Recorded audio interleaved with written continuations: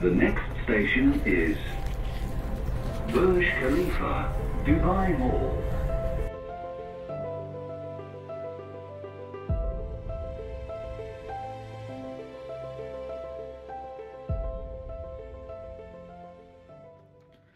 Hello everyone, good morning from Dubai. তো আমি এখন আছি দুবাইতে। এই আমার হোটেলের বাইরে থেকে একটা ভিউ। ওই দেখা যাচ্ছে দূরে বুর্জ আল আরব, আর ওইখানে জুমেরা সি বিচ, ওই জায়গাটায়। তো আগের ভিডিওতে যেরকম দেখেছিলে, আমি দুবাই এসেছি মিউনিক থেকে, সোজা চলে এসেছি দুবাইতে। সো দুদিনের একটা দুবাইয়ে ঘোরার জাস্ট একটা ছোট্ট ট্রিপ। কালকে মোটামুটি দুবাইয়ের কিছু ইম্পর্টেন্ট জায়গা ঘুরেছিলাম, আজকেরও কয়েকটা জায়গা যাব। এখন বাজছে সকাল, এখন বাজছে 10:45। তো এখন যাব আমি দুবাইয়ের মিউজিয়াম অফ দ্য ফিউচার দেখতে আর দুবাই ফ্রেম দেখতে। তো এই দুটো জিনিস মোটামুটি দেখবো। দেখি আজকের আমার বিকেলবেলা আবার ফিরে যাওয়ার ফ্লাইট।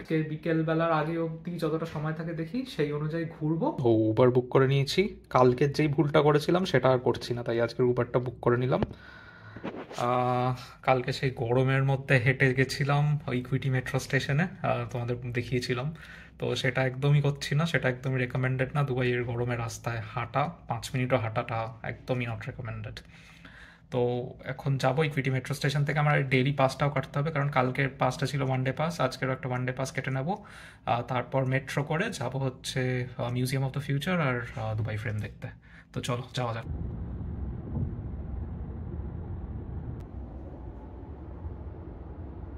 ইকুইটি মেট্রো স্টেশন চলে এলাম। এখানে মেশিন আছে, মেশিন থেকে কার্ড নিয়ে নিলাম, ডেইলি পাস একটা নিয়ে এবার যাব ওইদিকে মেট্রোর এন্ট্রান্স। এবার যাব হচ্ছে মিউজিয়াম অফ দ্য ফিউচার দেখতে।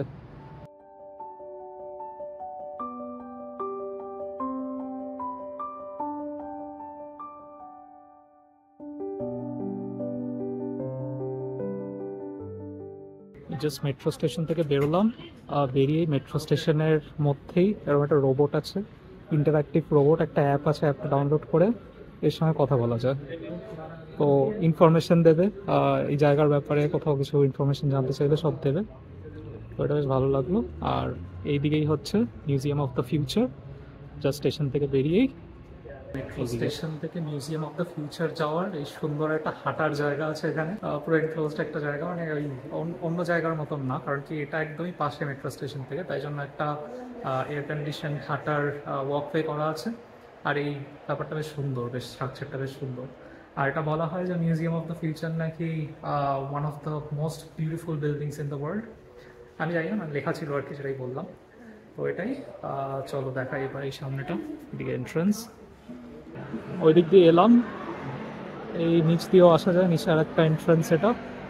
আর এই হচ্ছে বিল্ডিংটা ভেতর থেকে, এলইডি স্ট্রিপস করা আছে, আর ওদের ভাষায় কিছু লেখা আছে এই পুরোটা, মানে উর্দুতে কিছু একটা লেখা আছে পুরো বিল্ডিংটা জুড়ে।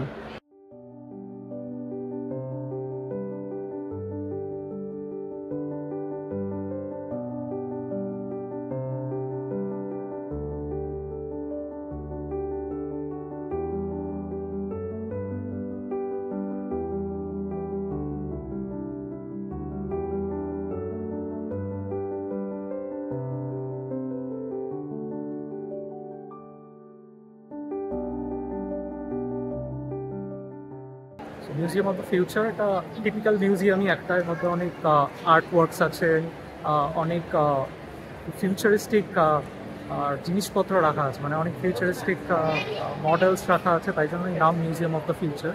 তো অনেক কিছুই আছে, মানে মিউজিয়াম যেরকম যেরকম থাকে মিউজিয়ামে, তো সেরকমই।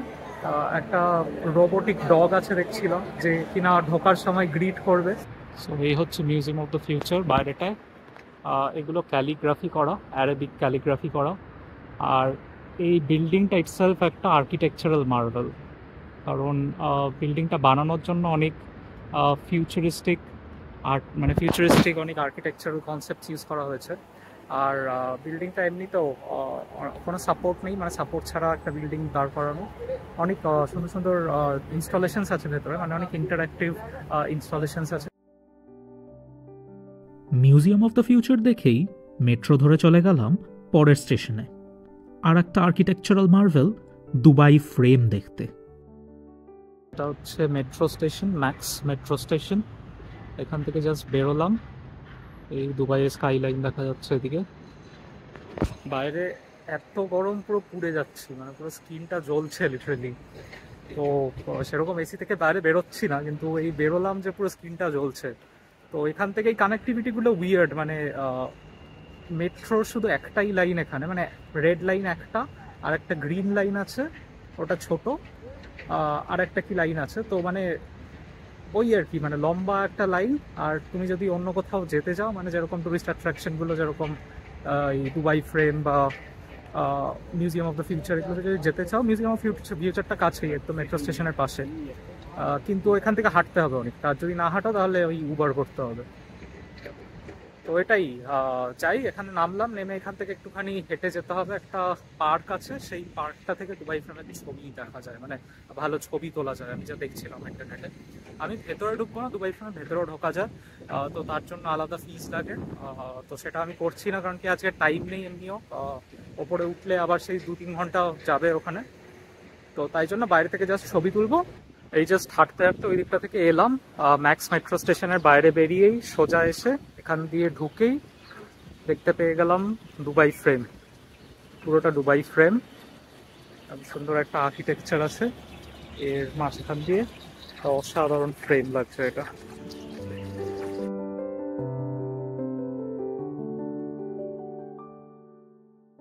এই হচ্ছে দুবাই ফ্রেমের মেন এন্ট্রান্স, এখানে টিকিট কাটা যায়, কেটে এখান দিয়ে ঢোকা যায়, ওদিকে কার পার্কিংও আছে। আর এই হচ্ছে দুবাই ফ্রেম।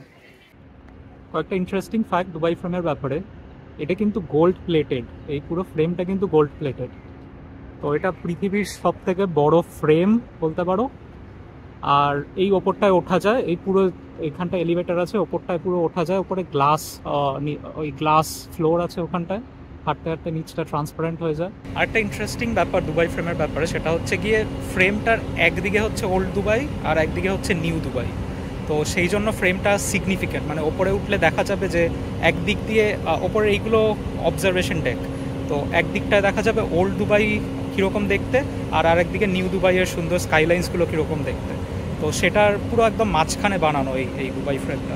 ওই দূরে ওইটা হচ্ছে Burj Khalifa, largest building in the world, largest manmade structure in the world. Burj খলিফার ঠিক অপোজিটেই হচ্ছে গিয়ে দুবাই ফ্রেম। এটা হচ্ছে largest frame in the world, আর পুরোটা হচ্ছে গোল্ড প্লেটেড।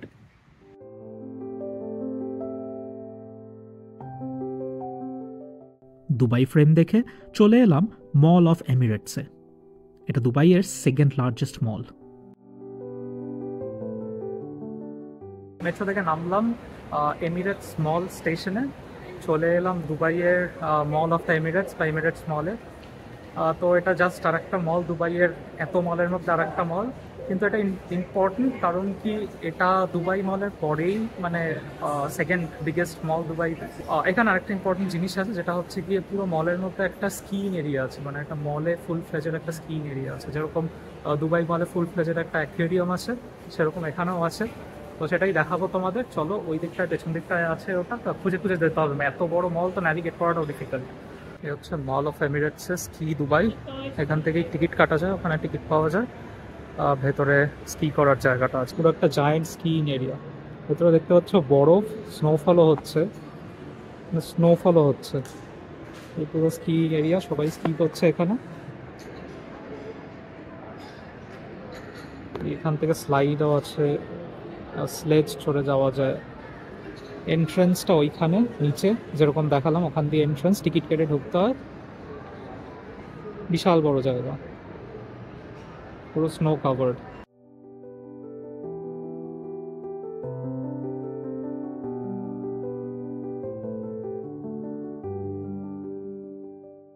ঘড়িতে বাজছে 2:45। মল অফ এমিরেটস মোটামুটি ঘুরে নিলাম। বিশাল বড় জায়গা, তো পুরোটা ঘোরা সম্ভব না, ওই যতটা ঘোরা যায় ততটা ঘুরে নিলাম। স্কি এরিয়াটা দেখলাম, ওটা বেশ ইন্টারেস্টিং লাগলো, সেই কারণেই আসা মল অফ এমিরেটসে। তো যাবো জলদি জলদি হোটেলে গিয়ে ব্যাগগুলো নেবো, ব্যাগ প্যাক করে রেখেছি মোটামুটি, ব্যাগগুলো নেবো, নিয়ে এবার সোজা যাব এয়ারপোর্টে গিয়ে আজকের বাড়ি যাওয়ার ফ্লাইট। তো জাস্ট এলাম হোটেলে, ব্যাগ ট্যাগ প্যাক করে নিয়েছি। এখন বেরোবো, এয়ারপোর্ট যাব। 4টে বাজে, 7টা 15-তে আমার ডিপার্চার, তো তাড়াতাড়ি করে যেতে হবে। চলো টাটার দুবাই, এবার বাড়ি যাওয়া যাক।